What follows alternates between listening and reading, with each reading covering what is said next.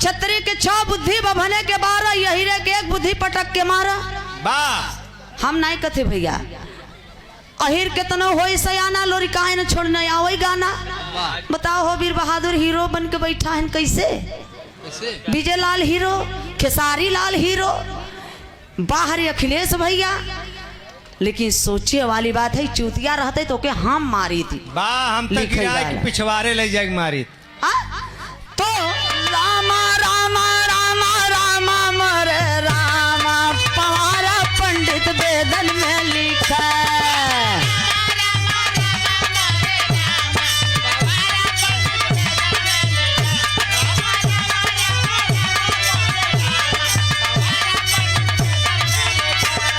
बौद्ध धर्म का क्या पहचान? मानव मानव शूद्र का मतलब क्या होता है? इंजीनियर हैं, पढ़े लिखे सब लोग बैठे हैं।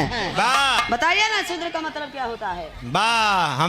हम लोग मुरचावा आवत रे बताइए। शूद्र का मतलब संरक्षक, जिनके अंदर 4 गुण हो वही शूद्र है।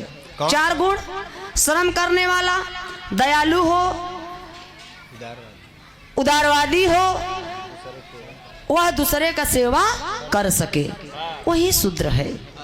मनुस्मृति में नारी बदे लिखा बा, पढ़ना लिखना नहीं, डीएम एसपी बनना नहीं। ये नारी इन्हें इतनी नीच बाइन कि नारिन का काम हवे सिर्फ बच्चा पैदा करना और कौनो काम नहीं। ऊ कैसे हो? पति से न पैदा होए, देवरे से उनसे न पैदा होए, जेठौते से उनसे न पैदा होए, ससुरे से इनसे न पैदा होता, ये सब पड़ोसिन से, इनहू सबसे मान ला अगर ना होता, ये सब गांव वालन से, इनहू सबसे ना होता का करे? बात अब हमसे मिला। अरे जिया से बाहरे सोने का चिड़िया राजपाट कहाँ गई भैया? अरे मोदिया ने अंखा डंखा पंखा सब बेच दिया। 24 में आया तो 33 भी बिक जाएगा। 80 का आटा, 80 का आटा, ओबीसी का घी बटा रह जा। 80 का आटा, ओबीसी का घी और हेलुआ खाए पंडित जी। तू जिया था तो आइए चलते हैं बिरहा की ओर लेकर के, क्योंकि ये सबसे बड़ा गुलामी का ये दिन है। अब ये कुलदीप जी कहे ना कि और जने 13 मनाऊ छोड़ बंद कर दिए हैं। हमारे अखिलेश भैया ने, अखिलेश यादव, जब धरती पुत्र मुलायम बाबूजी मरे तो उनका 13 नहीं मनाए, क्योंकि 13 नहीं मनाए, समाज में एक जागरूकता लाए। अब बाबू ललई राम यादव सच्ची रामायण लिखे। सुप्रीम कोर्ट, हाई कोर्ट की छोटी अदालत है नहीं, बहुत बड़ी। 1976 में ही कोर्ट फैसला दे दिया। लड़ाई लड़े, सच्ची रामायण लिखा हुआ चीज बाबू ललई राम यादव का कोई छाप भी नहीं रहा था प्रेस वाला। खुद को घर में ही छाप खाना खोल डाले और खेत कियारी सब अपन बेच डाले समाज के लिए। इसलिए संविधान कहता है, बाबा साहब कहते हैं कि समाज के लिए कुछ करो। कर न सको तो लिखो, लिख न सको तो बोलो, बोल न सको तो सहयोग करो, सहयोग न कर सको तो समर्थन करो, लेकिन समाज के लिए कुछ करो। निठल्ला मत घूमो फालतू। तो कवि जी भाव लिखे हैं भूमिका में मास्टर।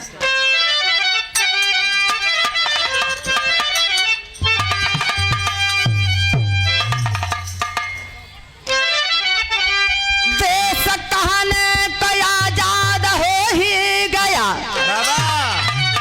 पर गरीबों की बस्ती में बस गई गुलामी। न्याय अन्याय बदला अदालत नहीं, भाग अंग्रेजी छोड़े निशानी। धन्य पत्थर की छाती गरीबों की है, भाव की जिंदगी जो अभाव में पाली।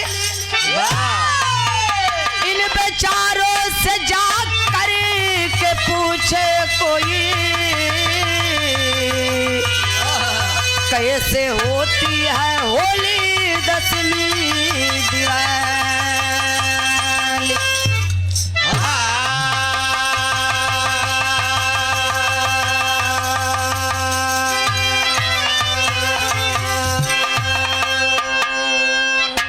देश कहने को आजाद हो ही गया, पर गरीबों के बस्ती में बस गई गुलामी। देश हमारा आजाद है। 26 जनवरी 15 अगस्त को हम लोग झंडा लहराते हैं, जश्न मनाते हैं, मिठाइयाँ बांटते हैं। किस लिए? आजादी की खुशी में। क्या मेरा समाज आजाद है? नहीं। आजाद है इस समय कागज में, और हम लोग आजाद थे। इस भारत देश के जल जंगल जमीन के मालिक हमारे आपके दादा परदादा पूर्वज राजा हुआ करते थे। जैसे लगभग 3500 बरिस पहले हमारे देश में न जात न पात न भेद न भाव न ऊंच न नीच न अमीरी न गरीबी न छुआ न छूत। धर्म एक था, पाखंड नहीं था। अखंड भारत देश। लेकिन भारत देश जैसा धनी देश उस समय विश्व में नहीं था उस समय। लेकिन भारत को बर्बाद करने के लिए, तहस नहस करने के लिए, हिंदू धर्म का वर्चस्व बढ़ाने के लिए, बौद्ध धर्म को खत्म करने के लिए डच आए, फ्रांसीसी आए, पुर्तगाली आए, होड़ी आए, शक आए, मुगल आए, अंग्रेज आए, आर्य आए। मतलब आर्य मतलब ब्राह्मण हमारे भारत देश में आए। आर्य आए तो मेरे देश का नाम आर्यावर्त पड़ा, भारत के नाम पे भारत पड़ा। और जब मुगल आए तो मेरे देश का नाम हिंदुस्तान पड़ा। और जब अंग्रेज आए तो हम लोगों का देश का नाम पड़ा क्या? इंडिया। इंडिया भारत देश। आज इस भारत देश में 15 अगस्त 1947 को देश आजाद हुआ। 26 जनवरी 1950 को संविधान लागू हुआ। 1952 को हमारे मूल निवासियों को, भारतवासियों को, इन सुदूरों को 1952 को शासक बनने का मौका दिए बाबा साहब। लेकिन बर्बादी कहां से शुरू हुई? हमारे आपका। आइए चलते हैं बिरहा के। 1 रुपया नहीं, 1 रुपया न दे, पढ़ा लिखा जे के जानकारी होगी बाबा। वो 1 रुपया जौन 100 रुपया आवत है, जौन सवाही लगा रहा था 1 रुपया, वो पंडित के देना है। 100 रुपया आवत है, 1 रुपया और आवे। 1 रुपया कोही के पान खाए खाए तोहरे दुआरी हमारे दुआरी थूकत है ने। तो गजल का भाव किसी प्रेमी ने प्रेमिका से कहा है क्या?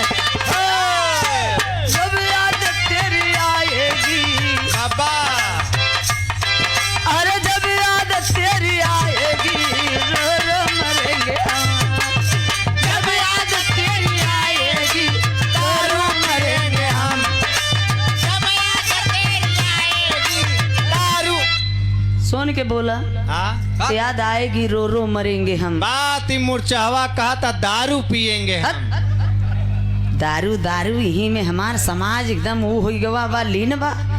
तबई है 85 झौगा भर न 85 है झौगा भर। जब चुनाव आ जाता तो बिक जाता है पौगा पर कोपर राजपाट मिले और बटा रह जाए SC ST OBC minority. SC तो कुछ सुधर गवा लेकिन OBC शेर है लेकिन जागने की देर है। SC का आटा OBC का घी बटा रह जा। SC का आटा OBC का घी और हेलुआ खाए पंडित जी। बाईस तू जिया था। SC ST OBC वाले बटा है अखंड खंड जात में, कई धर्म में, कई पार्टी